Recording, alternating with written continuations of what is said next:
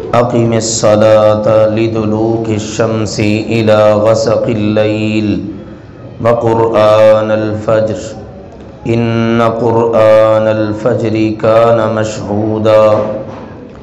اقم قائم کیجئے الصلاة نماز لدلوک ڈھلنے کے وقت سے لے کر الشمس سورج کے ڈھلنے سے لے کر آپ نماز قائم کرنا شروع کریں، الی غسق اندھیرے تک، اللیل رات کے اندھیرے تک آپ نمازیں ادا فرمائیں، وقرآن اور قرآن الفجر فجر کا قرآن یعنی فجر میں قرآن پڑھیں، فجر کے اندر قرآن کی تلاوت ہو۔ انا بے شک قرآن الفجر فجر کا قرآن کانا ہے مشہودا ہمیشہ سے حاضر ہونے کا وقت۔ پچھلی آیات میں ابتدائی سورت سے لے کر یہ آیت نمبر 77 تک اللہ تعالیٰ نے مختلف عقائد اور اعمال، حالات، واقعات ذکر کیے۔ اب یہاں سے تقریباً سورت کے اختتام تک بعض اہم باتوں کا ذکر ہو رہا ہے، کرنے کے کام کیا ہیں، بچنا کن سے ہے، بعض باطل عقائد نظریات ہیں ان کا ذکر اور ان کا رد آئے گا، قرآن پاک کی صداقت، حقانیت، یہ چیزیں اور اس جیسی دیگر باتیں۔ اس ضمن میں پہلی بات یہ حکم ہے کہ آپ سورج کے ڈھلنے سے لے کر رات کے اندھیرے تک نماز قائم کریں۔ سورج ڈھلنے سے لے کر یعنی ظہر سے سٹارٹ ہو گیا کام، ظہر، عصر، پھر اس کے بعد رات آ گئی، مغرب، عشاء، 4 نمازیں اس کے اندر آ گئیں، اور 5ویں آ گئی قرآن الفجر، فجر کا قرآن، فجر کے اندر قرآن پاک کی تلاوت کرنی ہے۔ اور اس کے اندر چونکہ اللہ تعالیٰ کی عبادت کی انتہائی اعلیٰ شکل موجود ہے اور دیگر ارکان اسلام کی ساری تقریباً صورتیں آ جاتی ہیں، روزے کی، زکوٰۃ کی، حج کی، کلمہ شہادت کی، یہی ارکان ہے نا، اور ایک نماز ہے، اس لیے نماز کو ایک خاص اہمیت حاصل ہے۔ پھر پچھلی آیات میں جو چیزیں گزری ہیں اس سے ہم اندازہ کر سکتے ہیں، جو آج آپ نے سبق سنایا کہ نبی اکرم صلی اللہ علیہ وسلم کو کس قسم کے حالات کا سامنا تھا، بڑے مشکل کڑے حالات، ہر وقت دشمن سر پہ چڑھا ہوا ہے، تنگ کر رہے ہیں، ستا رہے ہیں، آپ کو مکہ سے نکلنے پر مجبور کر رہے ہیں، بعض اوقات دھمکیاں دے رہے ہیں، بعض اوقات آفریں دے رہے ہیں، تو طرح طرح سے آپ کو کبھی لالچ دے کر، کبھی ڈرا دھمکا کر کوشش کی جا رہی ہے۔ ایسے حالات میں جو چیز آپ کی ثابت قدمی کا باعث بن سکتی ہے وہ ہے نماز۔ اسی لیے نبی اکرم صلی اللہ علیہ وسلم کے بارے میں مروی ہے، جب آپ پر کوئی مشکل آتی، آپ کو پریشانی ہوتی، غم ہوتا، ٹینشن ہوتی، تو آپ اللہ تعالیٰ کی بارگاہ میں کھڑے ہو جاتے، نماز پڑھنا شروع کر دیتے۔ تو اللہ سبحانہ و تعالیٰ نے اس مناسبت سے بھی اس بات کا ذکر فرما دیا، تو فرمایا یہ جو 5 نمازیں ہیں نا، آپ ان کو ادا کرنے کا اہتمام کریں، یہ فرائض ہیں، اس کے علاوہ نوافل ادا کریں، سنن ادا کریں، اللہ تعالیٰ کی جس قدر زیادہ عبادت کریں گے اسی قدر آپ کو قرار اور سکون ملے گا، جیسا کہ اگلی آیات میں کچھ اس کا ذکر آ بھی رہا ہے۔ تو فرمایا بالخصوص فجر کا قرآن، کیونکہ فجر کے اندر قرآن پاک کی بنسبت دیگر نمازوں کے زیادہ تلاوت ہوتی ہے، تو فرمایا بے شک فجر کا قرآن ہمیشہ سے حاضر ہونے کا وقت ہے۔ رات کو بندہ سویا، آرام کیا، صبح کے وقت طبیعت حشاش بشاش ہوتی ہے، بندہ اٹھ کے آیا، قرآن پاک کی تلاوت کرنے کو، سننے کو دل چاہتا ہے، پھر یہ ہے کہ اس کے اندر قرآن پاک کی زیادہ تلاوت ہوتی ہے، پھر یہ ہے کہ دن اور رات کے فرشتے اس کے اندر حاضر ہو جاتے ہیں، ٹھیک ہے نا، ان کی ڈیوٹیاں بدل رہی ہوتی ہیں۔ اس طرح کی متعدد شکلیں اور صورتیں اہل علم مفسرین نے بیان فرمائیں، جن کا ثبوت احادیث مبارکہ میں موجود ہے۔ تو فرمایا اللہ سبحانہ و تعالیٰ نے آپ اس طرح سے اپنے رب سبحانہ و تعالیٰ کے ساتھ جڑے رہیے، تو ان مشکلات کا بآسانی مقابلہ کر سکیں گے۔ اور مزید کیا وَمِنَ اللَّيْلِ اور رات کے وقت فَتَحَجَّد پس آپ تہجد ادا کریں، نماز تہجد پڑھیں، فتحجد پس تہجد پڑھیں بہی اس وقت میں یا اس قرآن کے ساتھ، اس قرآن کے ساتھ آپ نے رات کے وقت تہجد پڑھنی ہے، قرآن کی تلاوت کرنی ہے۔ نافلۃ لک یہ آپ کے لیے نفل ہے، یہ آپ کے لیے نفلی عبادت ہے۔ اس میں بعض عالم فرماتے ہیں کہ یہ آپ کے لیے ایک زائد، نفل کہتے ہیں زائد کو، ایک زائد فرض ہے، لیکن یہ اتنی مضبوط رائے نہیں لگتی، آپ کے لیے بھی یہ نفلی عبادت ہے۔ اللہ سبحانہ و تعالی اس کے لیے آپ علیہ الصلاۃ والسلام کو تعلیم ارشاد فرما رہے ہیں کہ رات کے وقت آپ اس نماز کو ادا کریں، یہ آپ کے لیے ایک زائد عبادت ہے۔ یہ ہر ایک کے لیے ہی ہے، جیسے پچھلی تمام تعلیمات سب کے لیے ہیں، آپ کے لیے خاص تو نہیں نا جیسے نماز پڑھنی ہے، اسی طرح یہ رات کی نماز جو تہجد ہے یہ بھی صرف آپ نے نہیں پڑھنی، سارے ہی پڑھیں، سب کے لیے تعلیم ہے۔ اور اس کے اولین مخاطب نبی اکرم صلی اللہ علیہ وسلم ہیں کہ آپ نماز پڑھیں، آپ تہجد پڑھیں، اور پھر اس کے بعد ہر قرآن پڑھنے والا، سننے والا یہ اللہ سبحانہ و تعالی کا مخاطب ہے کہ آپ نماز بھی پڑھو اور رات کو تہجد کی نماز بھی پڑھو، وہ آپ کے لیے ایک نفلی عبادت ہے۔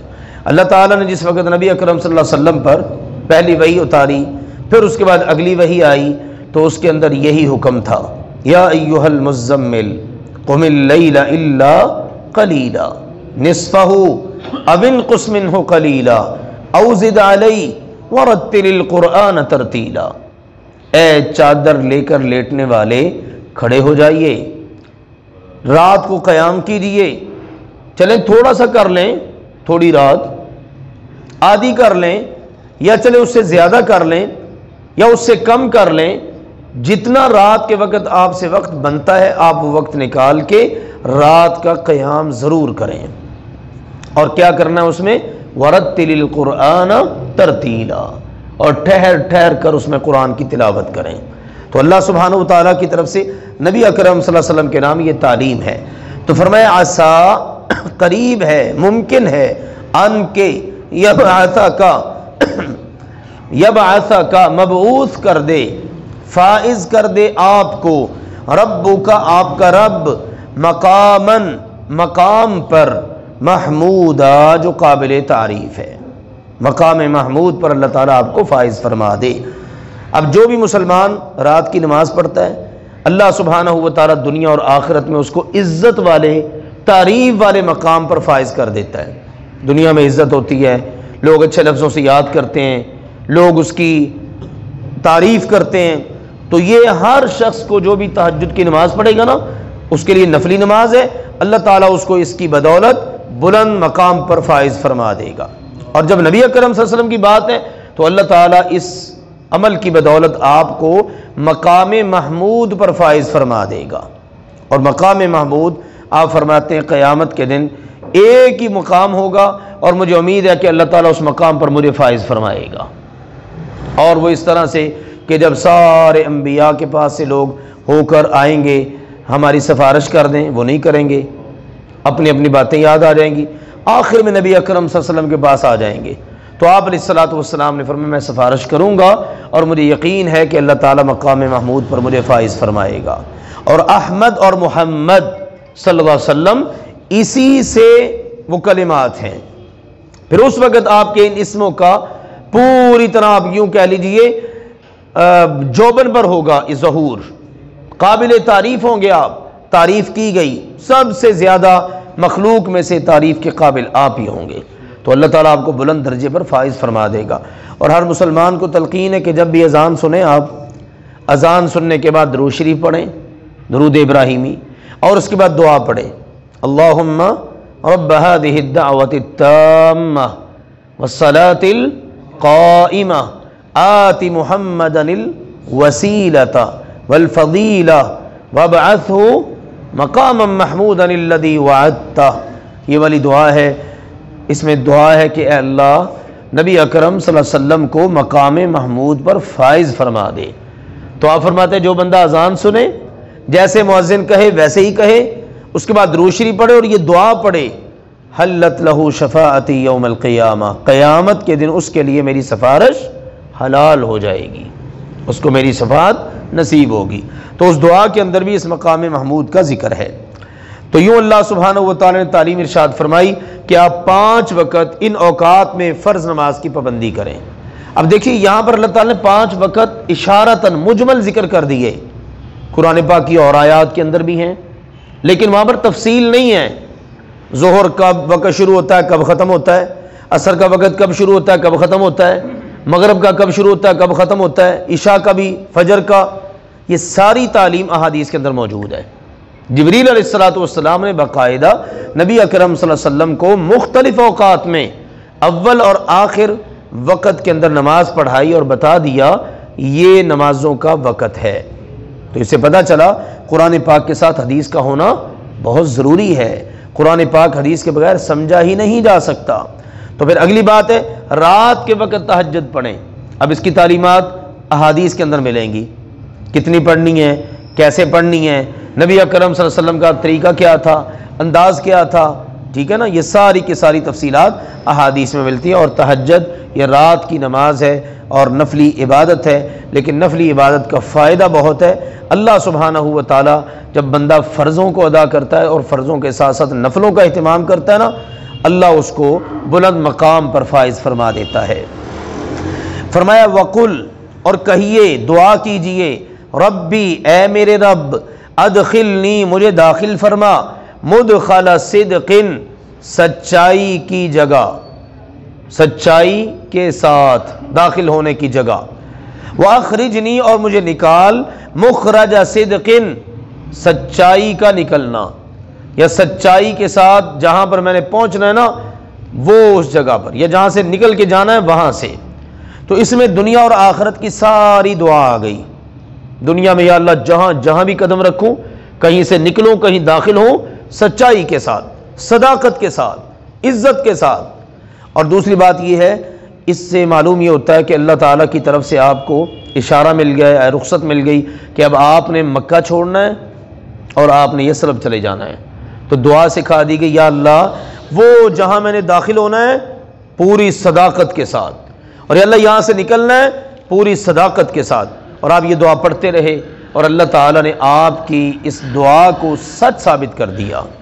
مکہ سے آپ نکل کر تشریف لے کر چلے گئے اور جا کے مدینہ میں بسیرا کیا، وہ مدینۃ النبی بن گیا، بڑی عزت پائی۔ پھر کچھ ہی عرصے کے بعد اب دوبارہ سے مکہ مکرمہ میں داخل ہوئے، بڑی شان و شوکت کے ساتھ، سچ غالب ہوا۔ فرمایا وجعل لی، اور آپ کہیے میرے لیے کر دے، من لدنک، اپنی جناب سے، سلطانن، دلیل، نصیرا، مددگار، ایک مددگار دلیل میرے لیے بنا دے۔ وہ قرآن پاک کی شکل میں بھی ہو سکتی ہے۔ دلائل کی دنیا کے اندر قرآن پاک کی آیات اترتی نہیں، کوئی ان کا جواب نہیں دے سکا، یہ چیلنج ہوتے رہے، کوئی جواب نہیں دے سکا۔ تو دلیل، براہین، ان کی دنیا کے اندر تو کسی کے پاس اس کا جواب ہی کوئی نہیں، یہ سب سے زیادہ مددگار سلطان ہے۔ پھر اس کے بعد چونکہ 13 سال کا وقت ہو گیا مکہ مکرمہ کے اندر، مدینہ جانا ہے آپ نے، مدینہ میں جا کر پھر ساتھ میں دیگر آپ کی دعوت پھیلے گی، جہاد جڑے گا، آپ کے لیے تربیت کا ایک ماحول مل جائے گا۔ پھر اس کے بعد اللہ تعالیٰ آپ کو اس حوالے سے بھی واضح مدد کر کے غلبہ عطا کر دے گا، اور اللہ نے وہ کیا۔ پھر مکہ مکرمہ بھی فتح ہو گیا۔ ہم سب اس سے آگاہ ہیں کہ کچھ ہی عرصے کے بعد اللہ تعالیٰ نے آپ کی خوب مدد فرما کے آپ کو مکہ مکرمہ میں پوری شان و شوکت کے ساتھ داخل فرما دیا۔ پھر فرمایا وقل، اور کہیے، جاء الحق، آ چکا ہے حق، وزہق، اور مٹ گیا، الباطل، باطل، انا، بے شک، الباطل، باطل، کانا، ہے، زہوقا، مٹنے والا۔ باطل کے نصیب اور مقدر میں ہمیشہ مٹنا ہی لکھا ہے۔ نبی اکرم صلی اللہ علیہ وسلم یہ بھی پڑھتے رہے۔ آخر کار جب آپ نے مکہ مکرمہ کو فتح کیا نا، تو ایک لکڑی کے ساتھ آپ ادھر لگے ہوئے 360 بت، ان کو آپ گرا رہے ہیں اور ساتھ یہ پڑھ رہے ہیں وَقُلْ جَاءَ الْحَقُّ وَزَهَقَ الْبَاطِلُ إِنَّ الْبَاطِلَ كَانَ زَهُوقًا۔ اور ایک اور آیت ہے وَقُلْ جَاءَ الْحَقُّ وَمَا يُبْدِئُ الْبَاطِلُ وَمَا يُعِيدُ، حق آ چکا ہے، باطل نہ پہلے کچھ کر سکا ہے نہ دوبارہ کچھ کر سکے گا، اس کے نصیب میں مٹنا ہی لکھا ہے۔ تو تو اللہ سبحانہ و تعالیٰ کی طرف سے یہ جو پہلے آیات اتری ان کی تعبیر آپ دیکھیے کتنی دیر کے بعد مکمل ہوئی۔ تو اللہ سبحانہ و تعالیٰ نے نبی اکرم صلی اللہ علیہ وسلم کو یہ تعلیمات ارشاد فرمائیں اور آپ کو یہ سمجھا دیا جس پر آپ نے عمل کیا، اور اللہ تعالیٰ نے آہستہ آہستہ آپ کے لیے فتوحات کے دروازے کھول دیے۔ اقم الصلاۃ لدلوک الشمس الی غسق اللیل، سورج کے ڈھلنے سے لے کر رات کے اندھیرے تک نماز قائم کیجئے۔ وقرآن الفجر، اور فجر کا قرآن پڑھیے۔ ان قرآن الفجر کان مشہودا، بے شک فجر کا قرآن ہمیشہ سے حاضر ہونے کا وقت ہے۔ ومن اللیل فتہجد بہ نافلۃ لک، اور رات کے وقت اس قرآن کے ساتھ تہجد پڑھیے، یہ آپ کے لیے ایک نفلی عبادت ہے۔ عسیٰ ان یبعثک ربک مقاما محمودا، قریب ہے کہ آپ کا رب سبحانہ و تعالی آپ کو مقام محمود پر فائز فرما دے۔ وقل رب ادخلنی مدخل صدق واخرجنی مخرج صدق، اور اپنے رب سبحانہ و تعالی سے دعا کرتے رہیے، اے میرے رب مجھے داخل فرما، سچا داخل کرنا، اور مجھے نکال، سچا نکالنا۔ واجعل لی من لدنک سلطانا نصیرا، اور میرے لیے اپنی جناب سے ایسا غلبہ پیدا فرما، ایسی دلیل عطا فرما جو مددگار ہو۔ وقل، اور فرما دیجئے، جاء الحق، حق آ چکا ہے، وزہق الباطل، اور باطل مٹ چکا ہے، ان الباطل کان زہوقا، بے شک باطل ہمیشہ سے ہے ہی مٹنے والا۔